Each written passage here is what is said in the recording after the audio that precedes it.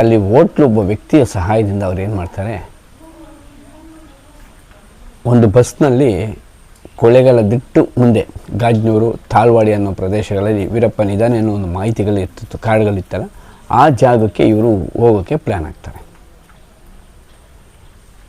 RX ಗಾಡಿನ ಮೇಲ್ಗಡೆ ಇಟ್ಬಿಟ್ಟು ಅದ್ರ ಮೇಲೆ ಬಸ್ ಮೇಲೆ ಇಟ್ಟು ಅದ್ರ ಮೇಲೆ ಏನೇನೋ ಮುಚ್ಚಿ ಇವರು ಒಳಗಡೆ ಹೋಗಿ ಕೂತ್ಕೊಳ್ಳೋ ಥರ ಆ ಹೋಟ್ಲಲ್ಲಿದ್ದ ಒಬ್ಬ ವ್ಯಕ್ತಿ ಸಹಾಯ ಮಾಡಿ ಇವ್ರನ್ನ ಕರ್ಕೊಂಡು ಹೋಗ್ತಾರೆ. ಪೊಲೀಸರು ಅಲ್ಲೂ ಚೆಕ್ ಮಾಡ್ತಾರೆ, ಆದರೆ ಇವರು ಇರೋದು ಗೊತ್ತಾಗಲ್ಲ ಪೊಲೀಸವ್ರಿಗೆ. ಅಂದರೆ ಬಸ್ಸಲ್ಲಿ ಇವರು ನಾರ್ಮಲ್ ಒಬ್ಬ ವ್ಯಕ್ತಿಯಾಗಿ ಕೂತಿರ್ತಾರೆ, ಹೋಗುತ್ತೆ. ಇವರು ಸ್ನೇಹಿತರಾಗಿ ನಾರ್ಮಲಾಗಿ ಕೂತಿರ್ತಾರೆ, ಹೋಗ್ತಾರೆ. ಆಮೇಲೆ ಒಬ್ಬ ಗಾಡಿ ಕಾಣದೇ ಇರೋ ಥರ ಮುಚ್ಚಿರಿಂದ ಪೊಲೀಸವ್ರಿಗೆ ಅದು ಗೊತ್ತಾಗಲ್ಲ. ಅವ್ರು ಅಲ್ಲಿಂದ ಹೋಗ್ತಾರೆ. ಕಾಡು ಮಧ್ಯದಲ್ಲಿ ಸ್ವಲ್ಪ ದೂರಕ್ಕೆ ರೈಟ್ ಒಂದು ರೋಡು, ಮೇನ್ ರೋಡ್ ಹಿಂಗೆ ಹೋಗುತ್ತೆ, ಹಿಂಗೆ ಹೋಗೋದು ಕಾಡಿಗೆ ಹೋಗುತ್ತೆ. ಅವ್ರು ಈಗ ಹೋಗ್ತಾರೆ ಬಸ್ಸು, ಅಲ್ಲೇ ಅವ್ರನ್ನ ಇಳಿಸ್ಬಿಡ್ತಾರೆ. ಇದು ಹೋದರೆ ಕಾಡು ಅಂತ. ಇವ್ರಿಗದು ಯಾವ ಕಾಡು ಏನು ಒಂದೂ ತಿಳಿಯಲ್ಲ. ಇವರು ಗಾಡಿನೂ ಇಳಿಸ್ಕೊತಾರೆ. ಗಾಡಿನೂ ಇಳಿಸ್ಕೊಂಡು ಸರಿ ಆಯಿತು ಹುಡ್ಕೋಣ ಅಣ್ಣವ್ರನ್ನ ಎಲ್ಲಾರ ಅಂತಬಿಟ್ಟು ಇವರು ಐಡಿಯಾ ಹಾಕಿರ್ತಾರೆ. ಇವರು ಕೆಲವೊಂದು ತಿಂಡಿ ಐಟಮ್ ಮಾತ್ರ ತೊಗೊಂಡೋಗಿರ್ತಾರೆ ಇವರಿಗೆ ಒಂದೆರಡು ದಿನಕ್ಕೆ. ನಂತರ ಒಂದಿಷ್ಟು ಬುಕ್ಸ್ಗಳು ತೊಗೊಂಡೋಗಿರ್ತಾರೆ. ಇವರು ಆ ಸಮಯದಲ್ಲಿ ಹ್ಯಾಟ್ರಿಕ್ ಹೀರೋ ಶಿವರಾಜ್ ಕುಮಾರ್ ಅಂತ ಒಂದು ಮಾಸಪತ್ರಿಕೆ ಸಹ ಇವರು ಮಾಡ್ತಾಯಿದ್ರು, ಇವರೇ ಓನಾಗಿ. ಆ ಮಾಸಪತ್ರಿಕೆ ಸುಮಾರು ಒಂದು 2 ವರ್ಷ ಆಗಿತ್ತು ಆಗಲೇ ಆ ಪತ್ರಿಕೆ.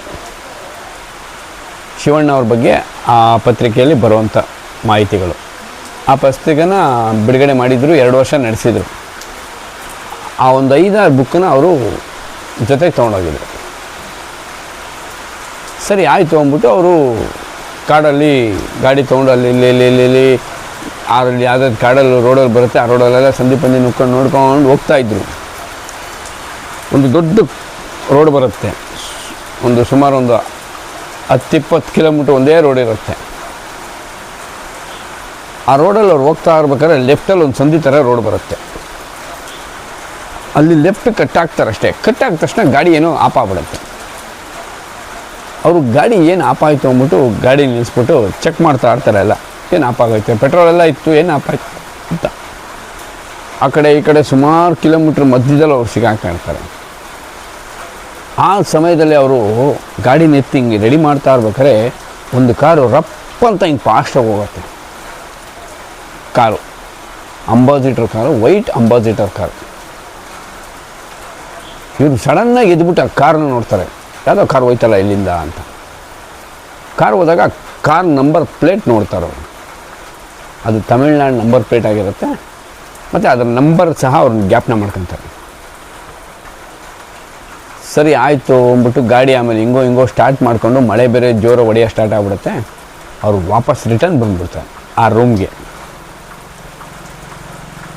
ವಾಪಸ್ ಇವ್ರು ರೂಮಿಗೆ ಬಂದಾಗ ರೂಮ್ಗೆ ಹೋಗಿ ಗಾಡಿನ ಅಲ್ಲೇ ಪಾರ್ಕ್ ಮಾಡಿ ಹೋಗಿ ಮಲಗಿಬಿಡ್ತಾರೆ ರೂಮಲ್ಲಿ. ಮಾರನೇ ದಿನ ಬೆಳಿಗ್ಗೆ ಎದ್ದು ಇವರು ಪೇಪರ್ ಓದ್ತಾ ಕೂತಿರ್ತಾರೆ. ಬೆಳಿಗ್ಗೆ ಎದ್ದಾರ ಪೇಪರೆಲ್ಲ ಓದ್ತಾ ಇರ್ಬೇಕಾದ್ರೆ ನೋಡ್ತಾರೆ, ಆ ಪೇಪರಲ್ಲಿ ಹಾಕ್ತಾರೆ ಏನಂತ, ನಿನ್ನೆ ಸಂಜೆ ನಕೀರನ್ ಗೋಪಾಲನ್ ಅಣ್ಣವ್ರನ್ನ ಬಿಡುಗಡೆಯ ಬಗ್ಗೆ ವೀರಪ್ಪನ ಹತ್ರ ಸಂಧಾನಕ್ಕೆ ಹೊರಟರು ಅಂತ ಹಾಕಿರ್ತಾರೆ. ಆ ಪೇಪರಲ್ಲಿ ಅವ್ರು ಹೋಗೋ ಕಾರನ್ನ ಹಾಕಿರ್ತಾರೆ, ಅಂಬಾಸಿಡರ್ ಕಾರು, ವೈಟ್ ಕಲರ್, ಮತ್ತು ಆ ಗಾಡಿ ನಂಬರ್ ಹಾಕಿರ್ತಾರೆ. ಇವ್ರಿಗೆ ಅದು ಓದಿ ಮೈಯೆಲ್ಲ ಜುಮ್ ಅನ್ಸ್ಬಿಡುತ್ತೆ. ಅಯ್ಯಯ್ಯೋ, ನಿನ್ನೆ ತಾನೇ ಈ ಗಾಡಿ ನೋಡ್ದೋ ನಾವು, ಇವತ್ತು ಆ ಗಾಡಿಯಲ್ಲಿ ನಕೀರನ್ ಗೋಪಾಲ್ ಇದ್ದಾನಂತ ಗೊತ್ತಾಗಿಲ್ವಲ್ಲ. ನಿನ್ನೆ ತಾನೇ ನಾವು ಆ ಗಾಡಿ ನೋಡಿದ್ದೀವಿ. ನಮಗೇನಾರ ನಕೀರನ್ ಗೋಪಾಲನ ಗ್ರೂಪಲ್ಲಿ ಇದ್ದರು, ಆ ಕಾರಲ್ಲಿ ಇದ್ದಿದ್ರೆ ನಾವು ಹೋಗ್ಬಿಡ್ಬೋದಿತ್ತಲ್ಲ ಆ ಕಾರಲ್ಲಿ. ಅವನು ಹೆಂಗೂ ಸಂಧಾನಕ್ಕೆ ಹೋಗಿದ್ದ, ನಾವು ಹೋಗ್ಬಿಡ್ಬೋದಿತ್ತಲ್ಲ ಸಂಧಾನಕ್ಕೆ. ಅಣ್ಣವ್ರನ್ನ ನೋಡ್ಬೋದಿತ್ತಲ್ಲ, ಅಣ್ಣವ್ರ ಜೊತೆ ಮಾತಾಡ್ಬೋದಿತ್ತಲ್ಲ. ವೀರಪ್ಪ ನಮ್ಮನ್ನು ಹಿಡ್ಕೊಂಡ್ಬಿಡ್ತಿದ್ದ, ಬಿಡು, ಅಣ್ಣವ್ರು ಇರೋವರೆಗೂ ನಾವು ಅಲ್ಲೇ ಜೊತೆಲಿ ಇದ್ಬಿಡ್ತಿದ್ದು ಅಣ್ಣವ್ರ ಜೊತೆ ಅಂತ ಅವರು ಎಷ್ಟು ನೊಂದ್ಕೊಂಡ್ರಂದರೆ, ಓಲಿ ಕೊನೆಯ ಪಕ್ಷ ನಾವು ಹೋಗೋಕ್ಕಾಗಿಲ್ವಾ. ಅವರು ತಂದಿದ್ರಲ್ಲ ಆ ಪುಸ್ತಕಗಳು, hattrick hero doctor Shivaraj Kumar ಮಾಸಪತ್ರಿಕೆ, ಆ ಬುಕ್ನೆಲ್ಲ ಅವ್ರ ಕೈಲಿ ಕೊಟ್ಬಿಡ್ಬೇಕಾಯ್ತು ನಾನು. ಆ ಬುಕ್ ಏನಾರು ನಾನು ನಕ್ಕೀರನ್ ಗೋಪಾಲನ್ ಕೇಳ್ಕೊಟ್ಬಿಟ್ಟು ಇದು ನಿಮ್ಮ ಅಭಿಮಾನಿ ಒಬ್ಬ ಕಾಡಿಗೆ ನಿಮ್ಮನ್ನು ಹುಡ್ಕೊಂಬಂದಿದ್ದಾನೆ, ಅವನು ನಾನು ಕರ್ಕೊಂಬಂದಿಲ್ಲ, ಅವನು ಕೆಲವು ಬುಕ್ ಕೊಟ್ಟಿದ್ದಾನೆ ನಿಮ್ಗೆ ಓದೋಕ್ಕೆ ಅಂತ ಹೇಳ್ಬಿಟ್ಟು ಏನಾರ ಅವ್ನು ನಕ್ಕೀರನ್ ಗೋಪಾಲ್ ನಾನು ತೊಗೊಂಡೋಗಿರೋ ಬುಕ್ನ ಕೊಟ್ಬಿಟ್ಟು ಅಣ್ಣವ್ರಿಗೆ ಏನಾರ ಈ ಥರ ಹೇಳ್ಬಿಟ್ಟಿದ್ರೆ ಅಣ್ಣವ್ರು ಎಷ್ಟು ಆನಂದ ಪಟ್ಟಿರೋರು. ನನ್ನ ಹುಡ್ಕೊಂಡು ಒಬ್ಬ ಅಭಿಮಾನಿ ಬಂದ್ಬಿಟ್ಟು ನಾನು ಅಂತ ಎಷ್ಟು ಸಂತೋಷಪಟ್ಟಿರೋರು, ನನ್ನ ಜನ್ಮನೂ ಸಾರ್ಥಕ ಆಗಿರೋದಲ್ವ ಅಂತ ಅವರು ತುಂಬ ನೊಂದ್ಕೊಂಬಿಟ್ರು.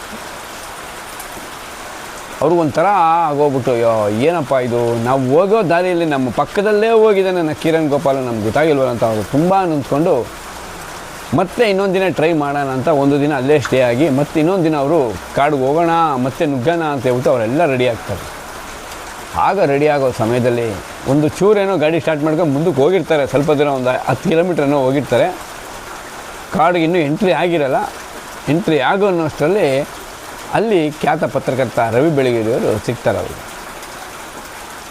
ರವಿ ಬೆಳಗೆರೆಯವರು ಅವ್ರಿಗೆ ಸಿಕ್ಕಿ, ಪ್ರವೀಣ್ ನೀನು ಮಾಡ್ತಾ ಇರೋದು ತಪ್ಪಪ್ಪ, ಈ ಥರ ಏನಾರ ನೀನು ಹೋಗ್ಬಿಟ್ರೆ ಅಲ್ಲಿ ಏನಾರ ಅಣ್ಣವ್ರಿಗೆ ಏನಾರು ತೊಂದರೆ ಆಗ್ಬಿಟ್ರೆ ತುಂಬ ಪ್ರಾಬ್ಲಮ್ ಆಗುತ್ತೆ, ದಯವಿಟ್ಟು ಬೇಡ ಅಂತ ಹೇಳ್ಬಿಟ್ಟು ರವಿ ಬೆಳಗೆರೆಯವರು ಅವ್ರನ್ನ ವಾಪಸ್ ಕರ್ಕೊಂಡು ಬೆಂಗಳೂರಿಗೆ ಬರ್ತಾರೆ.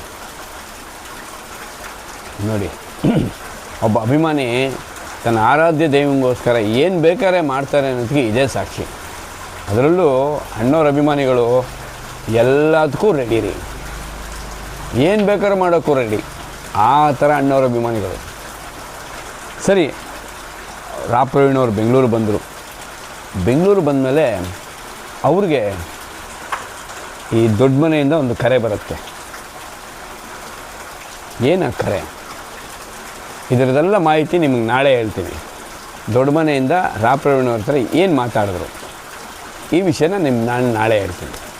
ಅಲ್ಲಿವರೆಗೂ ನನ್ನ ಚಾನಲ್ನ ಸಬ್ಸ್ಕ್ರೈಬ್ ಮಾಡಿ, ಶೇರ್ ಮಾಡಿ, ಕಮೆಂಟ್ ಮಾಡಿ, ಲೈಕ್ ಮಾಡಿ. ನಿಮ್ಮ ಅಭಿಪ್ರಾಯ ಏನೇ ಇದ್ದರೂ ನೇರವಾಗಿ ತಿಳಿಸಿ.